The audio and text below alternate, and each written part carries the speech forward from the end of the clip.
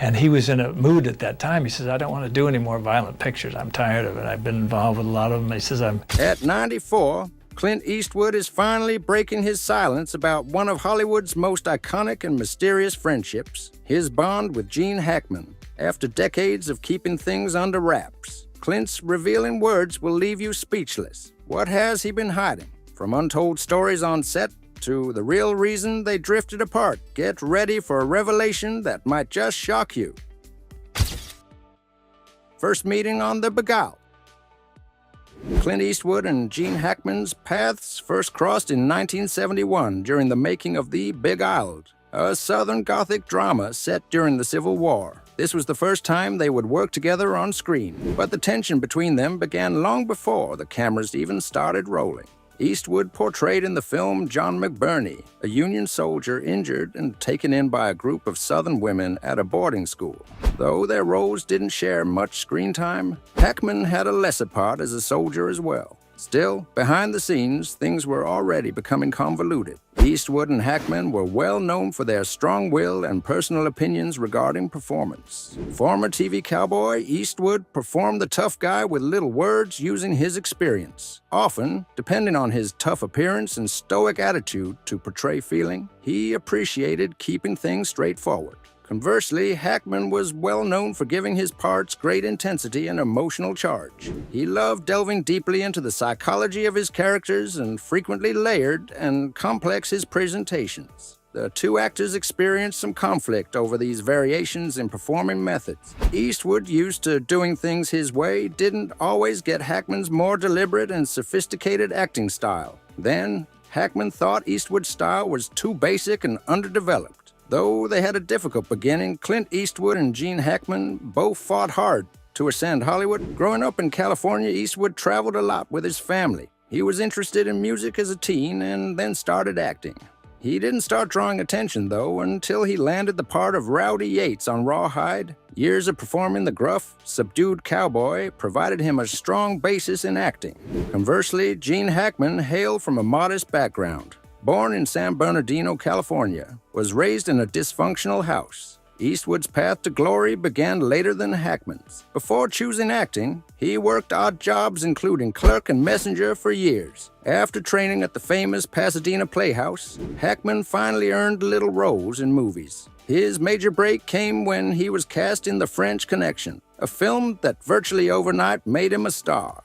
He became well known for portraying characters with great depth, since his realistic, gritty approach was appropriate for demanding roles. Eastwood was the quiet sort always. He needed little to convey his point of view. His major break in Rawhide had shown him that a competent actor does not have to oversell a part. Like the well-known Dirty Harry, his characters were renowned for their grim, gruff, emotionally detached attitude. This was Clint's approach. Keep it quiet, keep it cool, and let the action speak for itself. By contrast, Hackman was the exact reverse. Creating people with great depth was where Hackman excelled. He thought of every moment and into the psychology of the person he was portraying. Often the person who would delve deeply into the emotional aspect of a performance, he ensured that every movement, every phrase sprang from a real feeling. This means he wasn't always the silent, gloomy sort Eastwood was. Hackman was really loud, forceful, and emotional instead. Their dynamic on set suffered from this conflict in styles. Often using a more subdued style, Eastwood would follow the script and let the images speak for themselves. But Hackman would advocate additional emotional depth, questioning the motivations of the characters and giving the part more personal vitality. Their differing approaches occasionally caused some conflict during the Beguiled filming. Their working relationship revealed this conflict since it was difficult for them to establish common ground. Making The Beguiled involved two strong personalities butting heads as much as it did filming a movie. Eastwood, who was just starting to establish his reputation as a Hollywood leading man, and Hackman, who was still adjusting to the business, did not always see eye to eye. Although their different acting styles caused some arguments, it also signaled the start of a long-term and fascinating Hollywood romance. Though they disagreed, Eastwood and Hackman valued one another's skills. Though they didn't always agree, they couldn't deny each other's capacity to add something unique to their professions. They were both known for their commitment to their trade. Though it wasn't easy, working on The Beguiled gave them an opportunity to improve in their trade and learn from one another. But while their on-screen rivalry and differing acting styles defined their early encounters, their careers would soon take very different paths, shaped by their personal ambitions and approaches to fame. Handling fame and personal lives, Eastwood's and Hackman's careers began to veer apart as they soared. Eastwood was not only driven in acting now, he aimed to oversee the movies he worked on more personally. He started directing and producing movies in the late 1970s. He first directed Play Misty for Me, soon following Dirty Harry. This signaled the start of Eastwood's journey from merely a leading actor to a revered director. Eastwood kept expanding in the business, assuming tasks that tested him, but he also began supervising some of his own initiatives. Eastwood was more than simply an actor by the 1980s. He was a director, creating films including Gran Torino, The Outlaw Josie Wales, and Unforged. These movies let him work with more complicated character and larger ideas and demonstrated his behind-the-scenes ability. Eastwood would go on to direct and create scores of movies, garnering praise from critics for his work. Having won Academy Awards for movies like $1 Million Baby and Unforgotten, he was no more simply the rugged cop or cowboy. He was among Hollywood's most revered directors. Hackman stayed concentrated on acting while Eastwood was spreading out into directing. He kept playing parts in big movies as The Conversation and Hoosiers, which brought him more nominations and accolades. Playing a wide spectrum of personalities from the harsh, cynical officer to the emotional coach, Hackman was glad to be front of camera. Eastwood and Hackman managed glory in rather different ways as their careers shot forward. Eastwood was a private person, always. He kept his personal life off the public view and avoided the Hollywood spotlight. This could have been one of the factors allowing him to maintain a career for such a lengthy period. Eastwood was not one to play the fame game. He preferred low-key settings. He would like to concentrate on his family life and let his career to speak for itself. Conversely, Hackman did not hesitate to take front stage, but he did not get caught and snared in it either. Unlike Eastwood, he was noted for being a little more lively and vocal. Though he never let his love of performing take front stage, Hackman appreciated the notoriety and accompanying benefits. Always choosing jobs that intrigued him rather than following the huge payday, he kept grounded and concentrated on his trade. While Eastwood was getting attention for his films and later for his directing, Hackman was becoming more and more respected for his ability to play complex, multi-dimensional characters. Hackman had a bit of an underdog feel to him compared to Eastwood's movie star status. They handled the fame differently, but both enjoyed long, successful careers. Clashing personalities. Clint Eastwood and Gene Hackman were both huge stars in Hollywood, but when it came to working together, things weren't always smooth sailing. Even though they had mutual respect for each other as actors, their professional relationship was marked by moments of tension and a clash of personalities. The film Unforgiven is one of their most famous collaborations, but behind the scenes, there were plenty of moments that revealed the true complexity of their bond. Unforgiven was a huge film that brought Clint Eastwood into the director's chair once again. Eastwood, who was already an established actor and filmmaker, decided to tackle a Western, but with a twist. This wasn't just a typical cowboy movie. It was a gritty, dark, and realistic take on the Wild West. Eastwood not only starred in the film, but also directed it. The story was about a retired outlaw, William Money, played by Eastwood, who is called back into action to take on a dangerous mission. Gene Hackman played the corrupt sheriff Little Bill Daggett, a character who embodies both authority and cruelty. As you can imagine, this movie was full of heavy, serious performances. Eastwood and Hackman's characters were on opposite sides of the law, which made their on-screen dynamic electric. Their characters were tough, ruthless, and at times deeply flawed. Watching them act together was like watching two forces of nature collide. But that was just the surface. Off camera, things were a bit more complicated. Though they approached things in somewhat different ways, Eastwood and Hackman were both renowned for their strong will and great dedication to their work. Ever the professional, Eastwood spoke few words. He wanted things straightforward and disliked obsessing over his performances. He thought the action and feelings would speak for themselves. Conversely, Hackman was more methodically exact. He enjoyed delving thoroughly into his characters, knowing their backstories and motives. Especially when he disagreed with something, he was also somewhat more vocal. Often, this disparity in approach caused conflict on set. Eastwood was renowned for his reserved, quiet demeanor. Hackman was more expressive and unreservedly expressed his ideas. This resulted in some conflicts on the Unforgiven filming site. Later on, Hackman said he didn't always agree with Eastwood on how to handle particular sequences, particularly with regard to the motives of their characters. Eastwood was all about preserving things natural and grounded, whereas Hackman aimed to challenge limits and delve deeper into his own persona. Eastwood and Hackman had great professional regard, even if their working approaches differed. Having both earned their place at the top and understood what it needed to succeed in Hollywood, Eastwood was already well known as a big action star and director, and Hackman had taken home Academy Awards for his riveted performances. They were both really at their best on Unforgotten. Still, their different personalities generated an undertone of conflict, even if they valued each other's talents. Sometimes Eastwood found Hackman's more passionate, forceful performance to be inappropriate, while Hackman often wanted to investigate every element of a scene, sometimes pushing for more. Eastwood was used to remaining in control and keeping things tight. Eastwood was renowned for his extreme protection of his directing vision. Hence, any departure from that would cause irritation. One narrative from the Unforgotten set illustrates how convoluted things become between Eastwood and Hackman. Hackman was supposed to be delivering a line of dialogue in a very exact manner during a particularly dramatic moment, but always seeking to give his character more complexity. Hackman began improvising, therefore altering the tone of the action. Ever the perfectionist, Eastwood felt this modification unacceptable and stopped the take right away. He gently but insistingly advised Hackman that the passage should be delivered exactly as written. Used to more creative flexibility, Hackman found this to be unacceptable. Conflict has to do with their somewhat diverse points of view as much as with action decisions. Eastwood had always been a man who thought in hard effort, discipline, and doing things his way.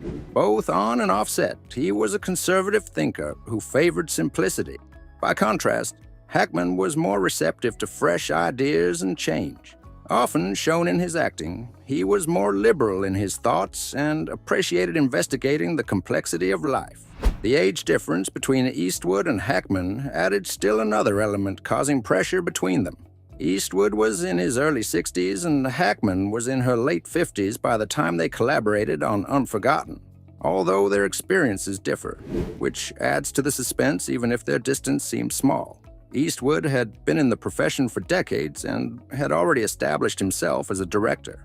Hackman was more concerned in honing his acting technique. Both of them were at different phases in their careers, hence their interaction on set changed depending on their point of view. Eastwood was in command.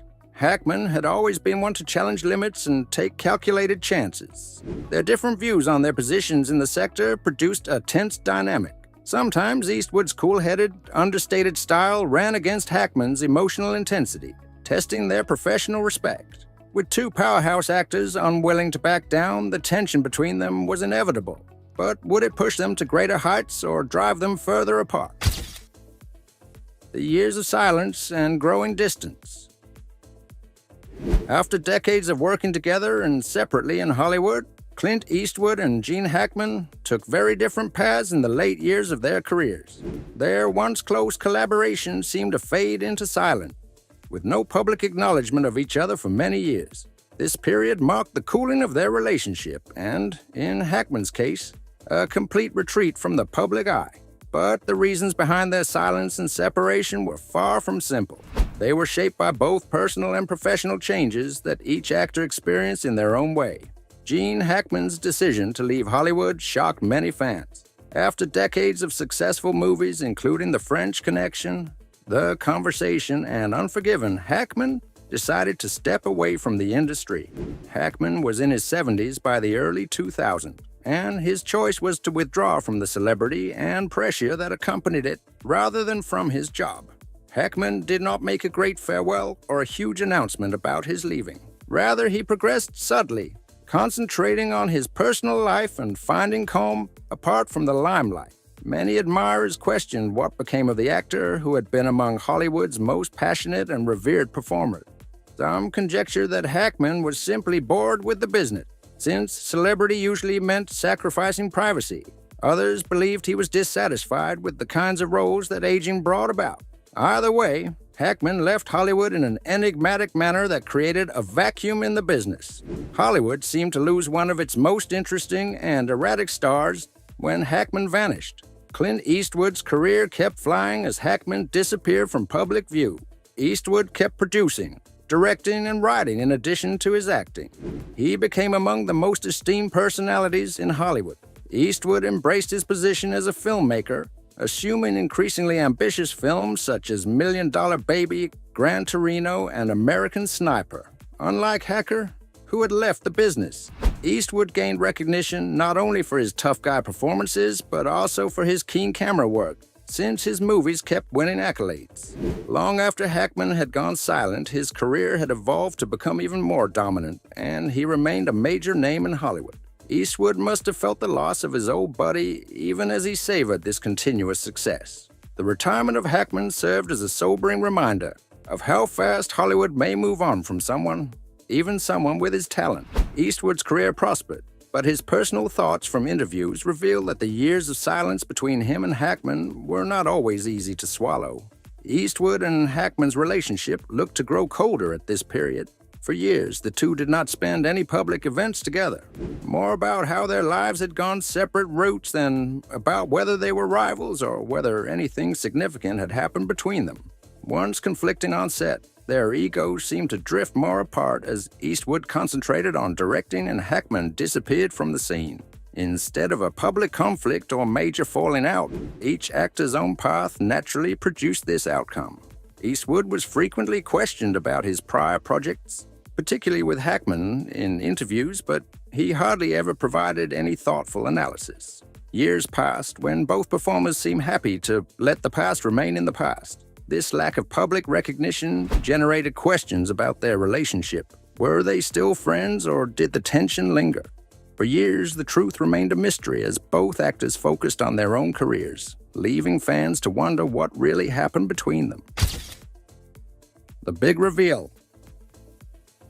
Clint Eastwood entered the later stages of his career. He began to reflect more on his past, particularly on his relationships with other actors. In his interviews, Eastwood started to open up about Hackman and their time working together. He admitted that despite the differences in their personalities, he always respected Hackman's acting ability. Their relationship, while often strained, was marked by a deep, unspoken understanding of each other's craft. Eastwood was careful to say that Hackman's approach to acting was different from his own, but that didn't make it less valuable. Eastwood also acknowledged that their collaboration on Unforgiven was one of the highlights of his career. Even though their working relationship had its challenges, there was no denying the magic they created together on screen. Eastwood discussed how Hackman gave his part as the villain, Little Bill someone else. Eastwood realized that Hackman's dedication to his character improved the movie, and his portrayal was rich and sophisticated. Looking back, Eastwood seemed to understand that Hackman had been a vital component of some of the most pivotal events in his career.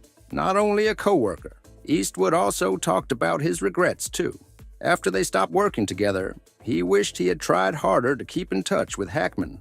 The years of quiet between them let Eastwood realize that, despite their professional respect, they hadn't really spent time together as friends. He voiced some irritation at their various paths and questioned whether things may have been different if they had worked more to preserve their relationship. Eastwood also considered his own legacy in his comments after Hackman left Hollywood. The fact that Hackman withdrew from the limelight served as a sobering reminder that, no matter how successful you are, popularity and accolades are not assured to last always. Eastwood's protracted career was evidence of his capacity for adaptation and reinventions, but the peaceful death of Hackman served as a sobering warning that no one would have the same destiny. Though it left a hole in Hollywood, Eastwood seemed to value Hackman's choice to go on his own terms. Hollywood suffered a great void when Gene Hackman retired, not only because of his acting ability, but also his distinctive approach to roles, which makes his absence much regretted. Even if each character was morally complicated or even wicked, Hackman had a way of making everyone feel real, never one to shy away from the demanding roles. He was one of the most revered performers of his day because of his depth and realism. Hackman's absence just emphasized how unique Eastwood's performances had been while his career kept flourishing. Though many missed his performances, Hackman's retirement seemed to be a reflection of his wish to live life outside of the Hollywood limelight. And it was commendable that he chose to distance himself when he was still at the height of performance. As Clint Eastwood opens up about his longtime friend and co-star Gene Hackman, it's clear their bond is something truly special. For more incredible stories like this, don't forget to like, subscribe, and hit the bell for updates.